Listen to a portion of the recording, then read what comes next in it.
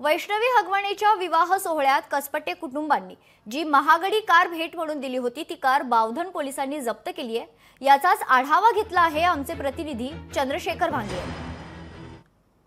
राजेंद्र हगवणे याचा मुलगा सुशील आणि वैष्णवी यांच्या विवाह सोहळ्यामध्ये जी भेटवस्तू देण्यात आली होती ती हीच महागडी फॉर्च्युनर गाडी आहे आणि या गाडीची चावी स्वतः राज्याचे उपमुख्यमंत्री अजित पवार यांनी दिली होती। आपण बघू शकतो की ही गाडी आता जी आहे ती बावधन पोलिसांनी जप्त करून पोलीस स्टेशनला जमा केलेली आहे।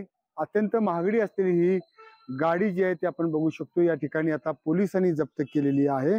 खरं तर ज्यावेळेस विवाह सोहळा सुरू होता त्यावेळेस हीच गाडी जी आहे ती विवाहामध्ये मुलीला कन्यादानात देण्यात आली होती। MH14 KU 2002 नंबरची ही महागडी अत्यंत महागडी आलिशान कार जी आहे ती देण्यात आली होती। या कार बरोबरच 50 तोळे सोनं सुद्धा जे आहेत हे लग्नामध्ये भेटवस्तू म्हणून देण्यात आलं होतं। खरं तर अत्यंत शाही झालेल्या या सगळ्या लग्न सोहळ्यात ही गाडी सुद्धा दिल्यानंतर आता ही गाडी पोलिसांनी जप्त केलेली आणि ही गाडी आता न्यायालयाच्या कोर्टामध्ये जाणार आहे आणि त्या ठिकाणी जो न्यायालय निर्णय देईल त्यानंतर त्या गाडीची पुढची जी आहे ती सुनावणी होण्याची शक्यता आहे। लोकशाहीसाठी मी चंद्रशेखर भांगे, हिंजवडी, पुणे।